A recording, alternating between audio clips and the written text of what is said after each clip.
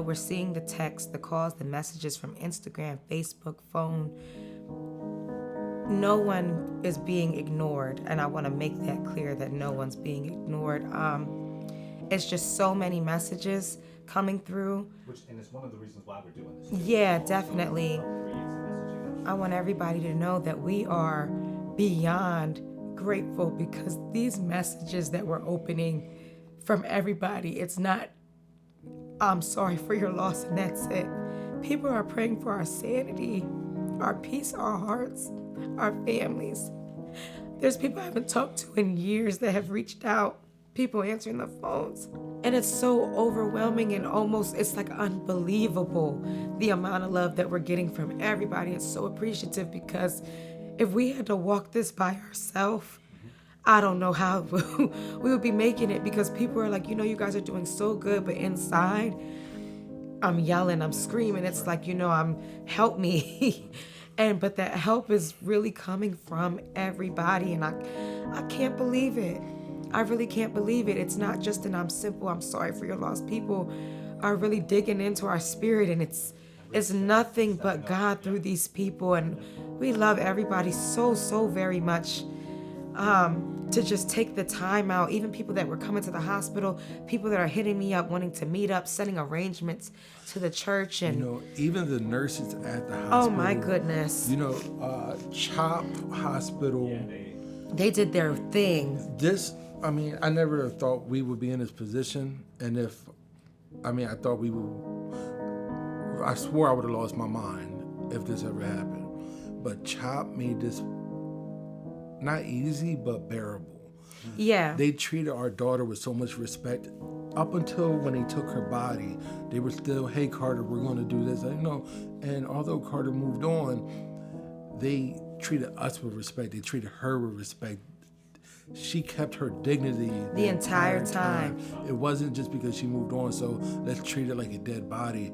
They treated her like she was a princess in that room. Even when it came to, they washed her body. The first time they washed her body, I was surprised, because I'm like, they know what's going on. But then the second time they came in, they we're gonna wash her, but then they were like, do you want to help? And I was like, well, I have the certification, so they told me to glove up, and they were like, we'll let you lead it. So I'm washing her hair, washing her body, getting her together. But what was interesting was the first day they washed her, and this was the same night, we're praying for peace. Carter had eczema. They washed her, and there was not a blemish on her body, no eczema, no scars, no nothing. And it was just like, oh my goodness, like, oh my gosh, like, we know she's already moved on, but now her body's prepared. Her body hasn't changed any more color. Her color is the same, even getting her prepared for Sunday. We're having her service 5:00 p.m. at Praise Tabernacle in Egg Harbor Township, and just preparing her. It's like this. It's amazing. It's just amazing to see how beautiful she still is, even with all of this going on. And we said to the nurses and the doctors there, even though our outcome wasn't leaving the hospital with her, we wanted them to know that it was still a win, because they made the transition so easy for us.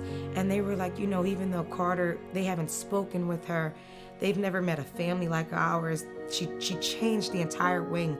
Nurses were asking, can we work this case with them? And it was just amazing. Like the love was still projecting off of her, even with her body just being here. And that could have been nothing but God.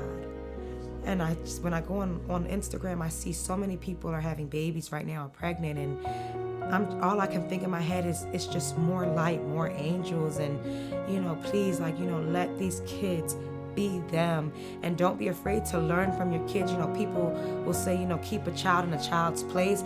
These kids are coming to really show us something and get us together, because Carter used to get me together all the time, like, oh, that's what you're putting on, or this or that, but just in the bigger picture, these kids are coming directly from where we're trying to get to.